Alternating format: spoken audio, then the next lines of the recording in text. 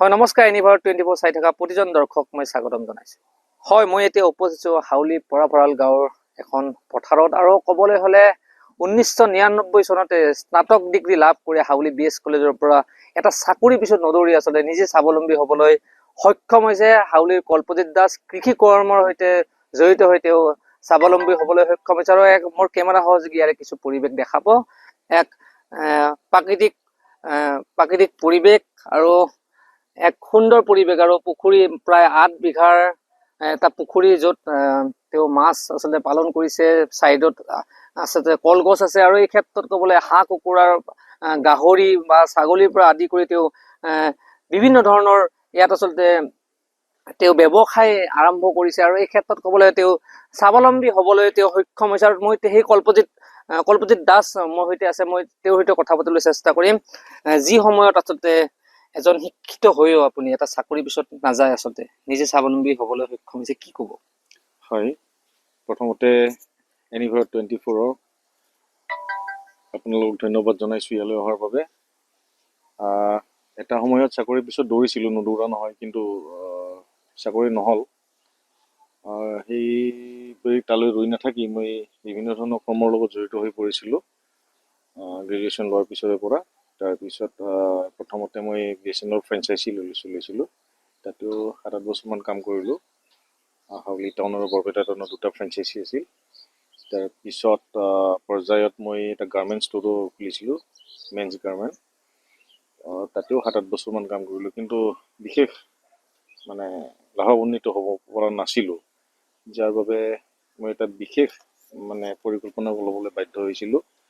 আৰু আমাৰ পৰিয়ালৰ এইটো এটা প্লট এটা আছিল আমাৰ, তাতেই মই অলপ ডেভেলপ কৰাৰ কাৰণে অলপ চিন্তা চৰ্চা কৰিলোঁ।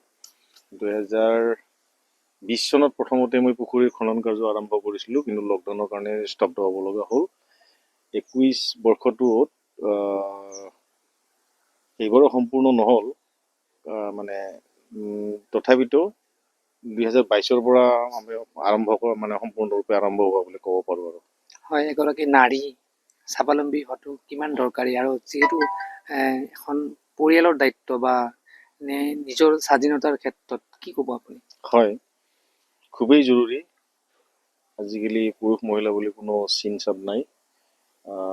মহিলা সবলীকৰণৰ ক্ষেত্ৰতো আমাৰ চৰকাৰে বহুখিনি উদ্যোগ লৈছে ইতিমধ্যে, আৰু বিভিন্ন ধৰণে আমাৰ মহিলাসকলেও ধৰক কৃষিখণ্ডৰ ক্ষেত্ৰতে কওঁ মই, মাছৰুম বা আমাৰ বিভিন্ন ধৰণৰ আচাৰ, এইবিলাক বিভিন্ন ধৰণৰ আমাৰ কৃষি বিজ্ঞান কেন্দ্ৰত বিভিন্ন ধৰণৰ ট্ৰেইনিং প্ৰগ্ৰেমবিলাক হৈ থাকে। এইবিলাক তেওঁলোকে এটেণ্ড কৰিলে ভালেখিনি লাভান্বিত হ'ব বুলি মই ভাবোঁ, আৰু মোৰ বিশ্বাস। চৰকাৰী আঁচনিকে আশা কৰি থকাটো স্বাৱলম্বিতা নেকি? সেইটো মই ক'ব একেবাৰে নিবিচাৰোঁ। চৰকাৰী আঁচনি এইটো মানুহক এটা এলাহৰ ভাৱ সৃষ্টি কৰা বুলিহে ক'ব খোজোঁ। মানুহৰ কৰ্ম সংস্কৃতি নাইকিয়া কৰিবলৈ গৈ থকা বুলিহে ক'ব বিচাৰোঁ মই। উঠি অহা যুৱ চামক আপুনি কেনেকুৱা টিপছ দিব খোজে যাতে তেওঁলোকে স্বাৱলম্বী হ'ব পাৰে? নিশ্চয়কৈ মই যিটো ফিল্ডত কাম কৰি আছোঁ, বহুতখিনি হয়তো মোৰ আজি ডেভেলপ হোৱা নাই, মই কৰিব পৰা নাই, কিন্তু সুযোগ বহুত আছে ইয়াত, কৰিব পৰা সুযোগ বহুতখিনি আছে। গাহৰি পালনৰ ক্ষেত্ৰত, ছাগলী পালনৰ, মীন পালনৰ ক্ষেত্ৰতে কওক, বা আপুনি ইক' টুৰিজিমৰো এটা ব্যৱস্থা কৰিব পৰা এটা পৰিৱেশ আছে, নোহোৱা নহয়। গতিকে আমি চাকৰিৰ পিছত নদৌৰি যদি কাৰোবাৰ এনেকুৱা প্লট, এনেকুৱা মাটি আছে, যদি তেওঁলোকে সেইখিনিত অলপ মনোনিৱেশ কৰিলে ভালেখিনি উপকৃত হ'ব বুলি মোৰ বিশ্বাস। কি কি আপুনি ইয়াত পুহিছে? ইয়াত মোৰ হাঁহ মুৰ্গী আছে, গাহৰি আছে, ছাগলী আছে, মীন পালনটো কৰিয়ে আছোঁ, আপোনালোকে দেখিছে। আৰু পৰৱৰ্তী পৰ্যায়ত মই এইটো বৰ্ষতে গৰু আৰম্ভ কৰিম ইয়াত। যিহেতু আপুনি খেতিও কৰি আছে ইয়াত, হয়, খেতিত বৰ্তমানত দেখা যায় যে বিভিন্ন ধৰণৰ সাৰ প্ৰয়োগ কৰে, যি আমাৰ স্বাস্থ্যৰ কাৰণে ক্ষতিকাৰক। আপুনি কেনেকুৱা ধৰণৰ চিন্তা কৰিছে? কৃষি কাৰ্যৰ লগতো জড়িত হৈ আছোঁ, কিন্তু যিটো আমাৰ কেমিকেলছ বা ফাৰ্টিলাইজাৰবিলাক ইউজ কৰে, এইটো কিন্তু মাটিৰ গুণাগুণটো একেবাৰে নষ্ট কৰি পেলাইছে। যিটো আমাৰ মাটিৰ গুণ থাকিব লাগে, আজিৰ তাৰিখত দেখা পাব আপোনালোকে, যদি আমি সাৰ প্ৰয়োগ নকৰোঁ, ফাৰ্টিলাইজাৰ যদি আমি কেমিকেলছ এইবিলাক যদি ইউজ নকৰোঁ, ৰাসায়নিক সাৰ যদি আমি ব্যৱহাৰ নকৰোঁ, মাটিৰ আমাৰ খেতি প্ৰডাকশ্যন নহয় মানে কি আমাৰ মাটিৰ গুণাগুণ সম্পূৰ্ণৰূপে নষ্ট হৈ গৈছে। এইটো এটা প্ৰক্ৰিয়া, এই প্ৰক্ৰিয়াটোত আমি একেদিনে এইটো ঘূৰাই আনিব নোৱাৰোঁ। যিবিলাক অণুজীৱ থাকে মাটিৰ, সেইবিলাক লাখ লাখ অণুজীৱ ধ্বংস কৰি পেলাই এই ৰাসায়নিক সাৰ বা কীটনাশকে। এইটো কৰিবলৈ গ'লে এটা লং টাৰ্ম 5 বছৰ বা 7 বছৰ এটা পৰিকল্পনা। এতিয়া মোৰ 3 বছৰ হ'ল ইয়াত মই জৈৱিকভাৱে আৰম্ভ কৰি আছোঁ।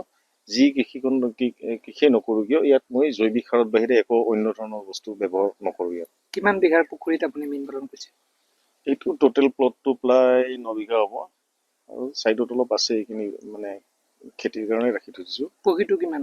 পুখুৰীটো ৱাটাৰিং এৰিয়া এতিয়া 8 বিঘা মানে হ'ব আৰু। হয়, মই ধন্যবাদ জ্ঞাপন কৰিছোঁ মোৰ কেমেৰা সহযোগে আকৌ এবাৰ দেখা পোৱা যায় পৰিৱেশ, এক সুন্দৰ পৰিৱেশ। প্ৰায় 8 বিঘাৰ এটা পুখুৰীত মীন পালন কৰিছে হাউলিৰ কৰ্পজিত দাসে, আৰু এক হাঁহ, মুৰ্গী, গাহৰি, ছাগলী এইবোৰ আচলতে তেওঁ ইয়াত আচলতে সুন্দৰভাৱে তেওঁ আচলতে ব্যৱসায় কৰিছে, আৰু ব্যৱসায় কৰি তেওঁ আচলতে স্বাৱলম্বী হ'বলৈ সক্ষম হৈছে। এয়া হাউলিৰ শিক্ষিত এজন যুৱক কল্পজিত দাস, আচলতে উঠি অহা চামৰ কাৰণে ইয়াক আদৰ্শ, কাৰণ তেওঁ এজন 1999 চনতে আচলতে স্নাতক ডিগ্ৰী লাভ কৰিছে হাউলি BS কলেজৰ। তেতিয়াৰ পৰা এটা চাকৰিৰ পিছত নদৌৰি আচলতে তেওঁ নিজে আচলতে কৃষি কাৰ্যৰ লগত জড়িত হৈ আজি স্বাৱলম্বী হ'বলৈ সক্ষম হৈছে। হয়, মই কেমেৰা সহযোগী অবিনাশৰ সহযোগত মই কৌশিক দাস, এনি ভাৰত 24।